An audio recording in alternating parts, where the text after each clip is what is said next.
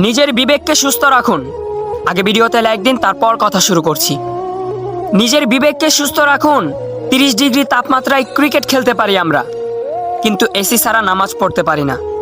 রেস্টুরেন্টে খেয়ে ওয়েটারকে 100 টাকা বকশিশ দিতে পারি আমরা, কিন্তু রেস্টুরেন্টের সামনে রোদরে দাঁড়িয়ে থাকা ভিক্ষুককে 10টা টাকা দিতে পারি না।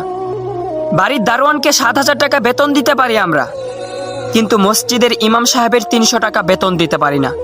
ঈদের শপিংয়ে নিজের বাচ্চাদের জন্য 10,000 টাকা বাজেট রাখতে পারি আমরা, কিন্তু বাড়িতে কাজের মেয়েটির জন্য 1,000 টাকা বাজেট রাখতে পারি না। শপিং মলে মান সম্মানের ভয়ে দরাদরি না করে 1,000 টাকার জিনিস 1,500 টাকায় কিনতে পারি আমরা, কিন্তু তরকারির বাজারে গিয়ে 30 টাকার টমেটো 32 টাকা চাইলেই বিক্রেতাকে মেরে বসি। 200 টাকার বাস ভাড়া 2,000 টাকা দিয়ে কার নিয়ে যেতে পারি আমরা, কিন্তু রিক্সাওয়ালা 10 টাকার ভাড়া 15 টাকা চাইলেই থাপ্পড় দিতে দেরি করি না।